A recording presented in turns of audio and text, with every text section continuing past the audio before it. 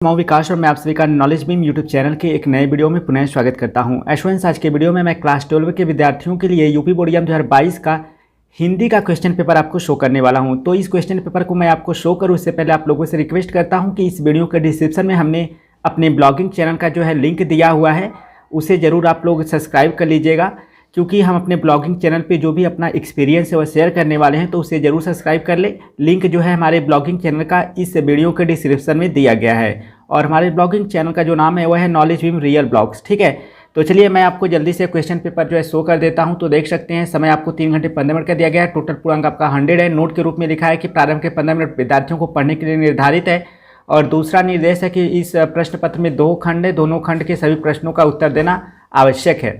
खंड क से जो है क्वेश्चन पेपर स्टार्ट हो रहा है। इसमें क्वेश्चन नंबर फर्स्ट का क्या है, वासुदेव सरगरवाल की कृति नहीं है। तो कौन सी कृति नहीं है, तो यहाँ पर 4 विकल्प है, सही विकल्प का आपको चुनाव करना है। ठीक है, इसके बाद हम लोग आगे बढ़ते हैं। तो यहाँ पर देख सकते हैं दूसरा यानी ख वाला क्वेश्चन है, क्वेश्चन नंबर फर्स्ट का, मेरे पिताजी शीर्षक संस्मरण के लेखक हैं। तो कौन है यहाँ पर जो सही उत्तर है उसी का आपको चुनाव करना है। ग वाला क्वेश्चन है, डॉक्टर हजारी प्रसाद द्विवेदी ने निम्न में से किस विधा में मुख्यतः रचनाएं नहीं की हैं। तो किस विधा में नहीं किया है मुख्यतः रचना, ये आपको बताना है। इसके बाद आपका घ वाला क्वेश्चन है, पंडित दीनदयाल उपाध्याय ने किस पत्र का संपादन नहीं किया था। तो यहाँ पर भी 4 विकल्प है, सही विकल्प का आपको चुनाव करना है। इसके बाद प्रोफेसर जी सुंदर रेड्डी की रचना है। तो कौन सी रचना जो है प्रोफेसर सुंदर रेड्डी की है वो आपको बताना है। 4 विकल्प यहाँ पर दिया गया है। इसके बाद आप देख सकते हैं यहाँ पर कह रहा है कि क्वेश्चन नंबर दूसरे का कर निम्न में से कौन सी रचना छायावाद युग की है। तो यहाँ पर देख सकते हैं 4 विकल्प है, सही विकल्प का आपको चुनाव करना है। इसके बाद ख वाला क्वेश्चन है, निम्न में से महादेवी वर्मा की रचना है। तो कौन सी रचना है वो आपको चुनना है। तो यहाँ पर 4 विकल्प दिया गया है। इसके बाद आपका जो है कह रहा है कि ग वाला क्वेश्चन, निम्न में से किस कवि को ज्ञानपीठ पुरस्कार नहीं मिला। तो किसे नहीं मिला है, 4 विकल्प है, सही विकल्प का आपको चुनाव करना है। तो स्टूडेंट्स, मैं और आगे बढ़ूँ उससे पहले आपको बताना चाहूँगा, यदि आप क्लास 12 के लिए कंप्लीट इंग्लिश का प्रिपरेशन करना चाहते हैं तो हमारे मोबाइल एप्लीकेशन नॉलेज बीम को प्ले स्टोर से इंस्टॉल करिए, जिसका लिंक मैंने इस वीडियो के डिस्क्रिप्शन में दिया हुआ है। इसके बाद देख सकते हैं यहाँ पर आपका घ वाला जो क्वेश्चन है, इसके लिए भी 4 विकल्प यहाँ पर दिया गया है, सही विकल्प का आपको चुनाव करना है। इसके बाद आपका अंग वाला प्रश्न है, यज्ञ द्वारा संपादित सप्तकों की संख्या है। तो कितनी है, यहाँ पर 4 विकल्प है, सही विकल्प का आपको चुनाव करना है। इसके बाद तीसरा क्वेश्चन है, निम्नलिखित गद्यांश पर आधारित प्रश्नों के उत्तर दीजिए। तो यह गद्यांश जो है आपको देखने को मिल रहा है, इस गद्यांश को आपको पढ़ना है और पढ़ने के बाद जो नीचे प्रश्न पूछा गया है उन प्रश्नों का आपको उत्तर लिखना है। तो यह गद्यांश आप देख लीजिएगा वीडियो को रोक कर और वीडियो की क्वालिटी बढ़ा लीजिएगा ताकि आपको सारे जो है शब्द अच्छे से दिखाई दे। इसके बाद इसमें अथवा करके एक और गद्यांश आपको देखने को मिलेगा। अगर आपको एक गद्यांश नहीं आ रहा है तो आप अथवा वाला ट्राई कर सकते हैं। तो चलिए मैं आपको अथवा वाला गद्यांश भी दिखा देता हूँ जल्दी से। तो यहाँ पर देख सकते हैं गद्यांश आपका दिया गया है। तो अगर स्पष्ट रूप से ना दिख रहा हो तो वीडियो की क्वालिटी बढ़ा लीजिएगा। तो इस गद्यांश को भी आपको पढ़ना है और पढ़ने के बाद नीचे यहाँ पर देखेंगे तो आपका पहला, दूसरा, तीसरा, चौथा और 5वां करके प्रश्न पूछा है, जिनका उत्तर आपको ऊपर देखे गद्यांश के आधार पर देना है। इसके बाद आपका क्वेश्चन नंबर जो 4 है, कह रहा है निम्नलिखित पद्यांश पर आधारित प्रश्नों के उत्तर लिखिए। तो यहाँ पर देख सकते हैं आपका जो पद्यांश है वह दिया हुआ है।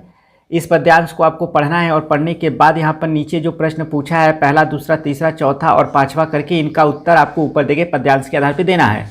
और यहाँ पर अथवा करके आपको एक और पद्यांश देखने को मिलेगा, जिसमें से केवल एक ही का आपको उत्तर लिखना है, चाहे आप पहले वाला का कीजिए या फिर अथवा वाला कीजिए। तो यहाँ पर भी आप देख सकते हैं पद्यांश आपका दिया है, जिसे आपको पढ़ना है और पढ़ने के बाद यहाँ पर पहला, दूसरा, तीसरा, चौथा और 5वां करके जो प्रश्न पूछा है उनका उत्तर आपको लिखना है। ठीक है, इसके बाद आपका क्वेश्चन नंबर 5 का क जो है वह स्टार्ट हो रहा है। इसमें कह रहा है कि निम्नलिखित में से किसी एक लेखक का जीवन परिचय देते उनकी रचनाओं का उल्लेख कीजिए। अधिकतम शब्द सीमा 80 है।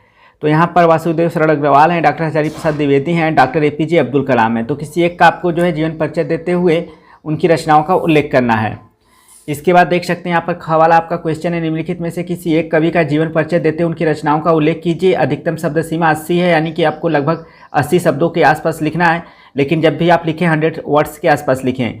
तो इसमें पहला, दूसरा, तीसरा करके देखिए 3 कवि का नाम दिया गया, केवल एक कवि पर आपको जो है जीवन परिचय देते उनकी रचनाओं का उल्लेख करना है। इसके बाद इसमें देख सकते हैं आपका क्वेश्चन है, कहानी के तत्वों के आधार पर पंचलाइट अथवा कर्मनाशा की हार कहानी की समीक्षा कीजिए। क्वेश्चन नंबर 6 है। अगर आपको यह नहीं आ रहा है तो आपको अथवा करके एक और प्रश्न दिखाई दे रहा है, बहादुर कहानी के आधार पर बहादुर का चरित्र चित्रण कीजिए। इसके बाद आपका क्वेश्चन नंबर 7 है, स्वपठित खंड काव्य के आधार पर किसी एक खंड काव्य के एक प्रश्न का उत्तर दीजिए। तो जो खंड काव्य पढ़ते हैं उसी में से एक प्रश्न का आपको उत्तर लिखना होगा। देख सकते हैं इसमें क वाला है रश्मिरथी खंड काव्य, इसमें 2 प्रश्न पूछा है अथवा करके, तो एक प्रश्न का आपको उत्तर लिखना होगा। इसी तरह से आपका त्यागपथी खंड काव्य है, तो इसमें से आपको एक प्रश्न का उत्तर लिखना है। अगर आप यह पढ़ते हैं तो आपको इसी का उत्तर लिखना होगा। अगर आप स्वर्ण कुमार खंड काव्य पढ़ते हैं तो इसमें 2 प्रश्नों में से एक प्रश्न का उत्तर देना है। यदि आप मुक्ति यज्ञ खंड काव्य पढ़ते हैं तो इसमें से भी 2 प्रश्नों में से एक प्रश्न का उत्तर देना है। और अगर आप सत्य की जीत खंड काव्य पढ़ते हैं तो इसमें से भी 2 में से एक प्रश्न का उत्तर लिखना है आपको।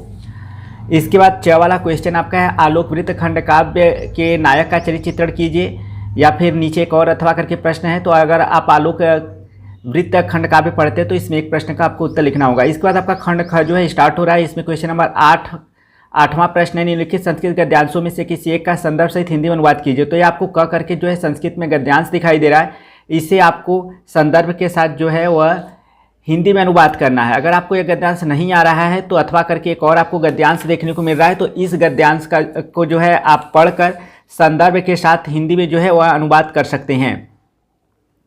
इसके बाद आगे बढ़ते हैं। तो यहाँ पर आपका क्वेश्चन नंबर जो है ख जो है 8वें का स्टार्ट हो रहा है। तो कह रहा है कि निम्नलिखित संस्कृत पद्यांशों में से किसी एक का संदर्भ सहित हिंदी में अनुवाद कीजिए। तो आपको संदर्भ के साथ हिंदी में अनुवाद करना है। यहाँ पर 2 आपको पद्यांश दिखाई दे रहा है, केवल एक का ही आपको करना है, अथवा करके यहाँ पर 2 आपको पद्यांश देखने को मिल रहा है।